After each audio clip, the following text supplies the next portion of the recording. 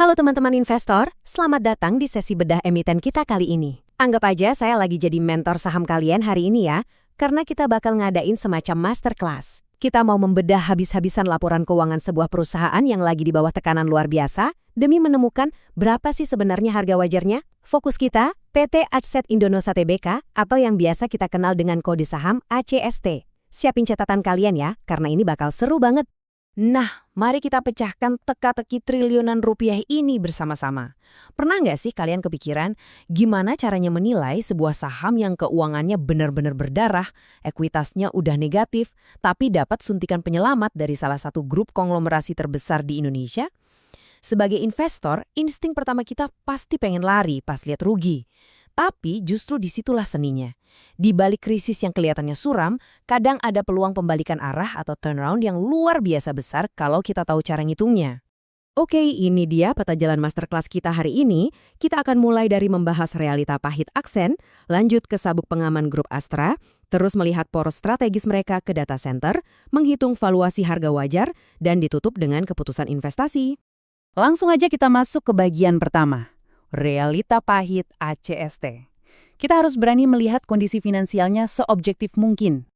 694,6 miliar rupiah. Gila ya angkanya. Laporan keuangan tahun penuh 2025 menunjukkan ACST mencetak rugi bersih sebesar itu. Ini jelas angka yang bikin deg-degan. Apalagi kerugiannya ini membengkak hampir 27% dibanding tahun sebelumnya. Tapi ingat, seorang investor sejati harus berani menatap realita berdarah ini dulu sebelum bisa menemukan peluangnya. Tapi tunggu dulu, anatomi kerugiannya ini sebenarnya unik banget. Kalau kalian cuma fokus ke laba bersih, kalian bakal melewatkan gambaran besarnya. Secara operasional, ACST ini sebenarnya lagi proses pemulihan loh. Laba kotor mereka udah balik jadi positif 151 miliar rupiah. Dan EBITDA-nya melonjak luar biasa jadi positif 177,3 miliar rupiah. Terus, kok bottom line-nya masih ancur? Jawabannya ada di beban bunga raksasa yang menyentuh 72,3 miliar, plus beban dari proyek-proyek masa lalu mereka. Ini tuh ibarat ciri khas fase awal dari perusahaan yang lagi ngos-ngosan mencoba bangkit. Dan fakta-fakta ini menunjukkan betapa parahnya tekanan krisis yang lagi mereka alami. Bayangin aja, ACST punya ekuitas negatif atau defisit sampai 330,3 miliar rupiah. Artinya, rasio utang terhadap ekuitas atau DER mereka jeblok di minus 10,04 dan price to book value ada di minus 5,24 kali. Kalau pakai teori buku teks sih, perusahaan ini udah bangkrut. Ditambah lagi, utang jangka pendeknya menembus 3,27 triliun, sementara kas di tangan cuma sisa 375,8 miliar. Benar-benar ada jurang likuiditas yang sangat-sangat fatal di sini. Masuk ke bagian kedua, sabuk pengaman grup Astra. Nah, ini dia plot twist yang bikin nasib perusahaan ini beda.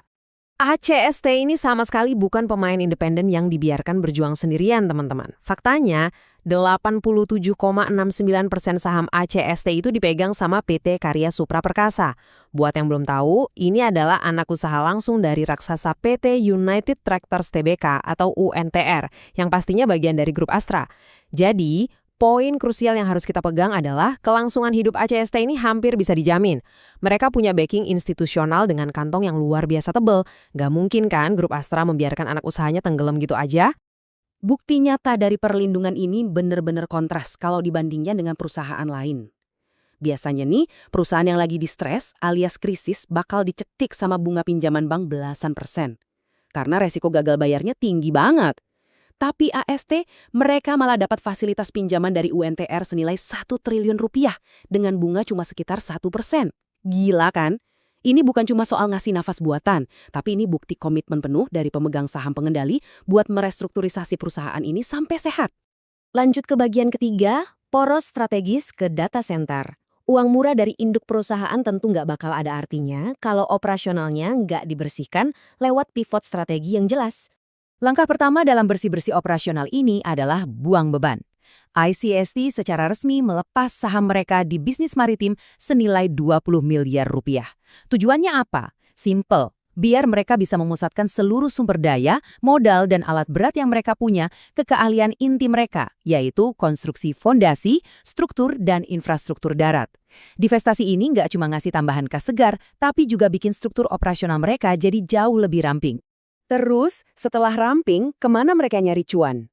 Jawabannya adalah ledakan ekonomi digital. ASCT sekarang lagi agresif banget beralih dari proyek infrastruktur publik yang saingannya berdarah-darah dan marginnya tipis menuju bangunan industri dan komersial khusus. Salah satu pencapaian terbesar mereka baru-baru ini adalah dapat proyek data center BDX CGK3A. Proyek pusat data kayak gini tuh butuh spesifikasi teknis yang tinggi banget, yang otomatis berarti margin keuntungannya jauh lebih sehat dan perputaran kasnya jauh lebih pasti. Bener-bener langkah yang cerdas. Oke, sekarang kita masuk ke bagian keempat, valuasi harga wajar. Mari kita hitung berapa sebenarnya nilai intrinsik dari perusahaan ini. Mengingat ekuitasnya lagi negatif dan arus kasnya masih naik turun, metode valuasi standar kayak discounted cash flow atau DCF itu benar-benar nggak bisa dipakai di sini, bakal ngaco hasilnya. Sebagai gantinya, kita harus pakai 3 pendekatan alternatif yang memang khusus buat situasi krisis. Pertama, metode True Earning Multiple buat menghitung kekuatan laba pasca turnaround. Kedua, pakai patokan harga dari private placement institusi. Dan ketiga, ngintip potensi re-rating sektoral dari target harga para analis. Kita mulai dari level pijakan yang paling dasar, Rp100 per saham. Dari mana dapat angka ini? Nah, Grup Astral lewat UNTR baru aja menyuntikkan modal tambahan dengan menyerap 5 miliar saham baru ACST lewat skema private placement. Dan tebak harganya? Tepat di Rp100 per lembar. Sebagai investor retail, kita harus jeli. Ini adalah level support intrinsik yang disepakati langsung sama institusi raksasa. Buat mereka, disitulah letak harga wajar minimumnya perusahaan ini. Pendekatan kedua, kita ukur daya cetak labanya yang sebenarnya, atau True Earning Multiple. Kalau kita asumsikan manajemen pada akhirnya sukses membersihkan proyek-proyek rugi di masa lalu, dan margin dari proyek baru kayak data center tadi mulai masuk ke buku catatan, estimasi forward earnings per share mereka ada di kisaran 10. Nah, untuk fase awal turnaround, rasio price to earnings atau PI yang wajar itu biasanya di angka 8-10 kali. Coba kita kalikan, dan boom! Kita dapat rentang nilai intrinsik antara Rp80 sampai Rp100 per saham. Kalau kita gabungkan semua data tadi ke dalam satu spektrum valuasi, gambarannya bakal kayak gini nih. Di ujung bawah yang paling konservatif, kita ada di rentang Rp80 sampai Rp100, menyesuaikan rasio laba yang lagi masa pemulihan. Terus, sebagai tempo pertahanan yang sangat kuat, kita punya angka Rp100 dari harga suntikan dananya Astra tadi. Dan kalau ternyata pemulihannya berjalan sangat agresif dan lancar, analis dari beberapa sekuritas terkemuka bahkan memproyeksikan potensi upside re-rating sampai menembus rentang Rp143 sampai Rp150 per saham. Lumayan banget kan? Terakhir bagian kelima, keputusan investasi. Sebagai penutup dari masterclass kita, mari kita nilai apakah aset ini cocok buat masuk ke portofolio kalian. Kita harus bikin batasan yang sangat tegas di sini. Saham ACST ini sama sekali, ditekankan ya, sama sekali bukan buat kalian yang nyari dividen rutin. Bukan buat yang profil risikonya konservatif, dan jelas bukan buat trading jangka pendek yang cuma numpang lewat. Tapi ini adalah taman bermain yang sangat luar biasa buat para investor berprofil deep value dan turnaround. Kenapa? Karena ACST punya yang namanya operating leverage yang sangat tinggi. Biaya tetap mereka gede, jadi nanti pas pendapatannya mulai tumbuh lagi dan margin proyek barunya masuk, pertumbuhannya itu bakal langsung meroket secara eksponensial ke laba bersih. Jadi pada akhirnya ini adalah cerita tentang sebuah aset yang baru aja diselamatkan dan lagi ada di fase penyembuhan yang sangat kritis. Potensi keuntungannya benar-benar signifikan kalau restrukturisasi dari Astra ini sukses besar. Tapi perjalanannya pasti bakal sangat fluktuatif karena mereka masih harus beres-beres sisa proyek masa lalu. Nah, buat menutup sesi hari ini saya mau menantang kalian buat ngecek lagi strategi portofolio masing-masing. Apakah kalian punya kesabaran, perhitungan yang matang, dan mental baja buat mengeksekusi strategi turnaround yang berisiko tinggi ini?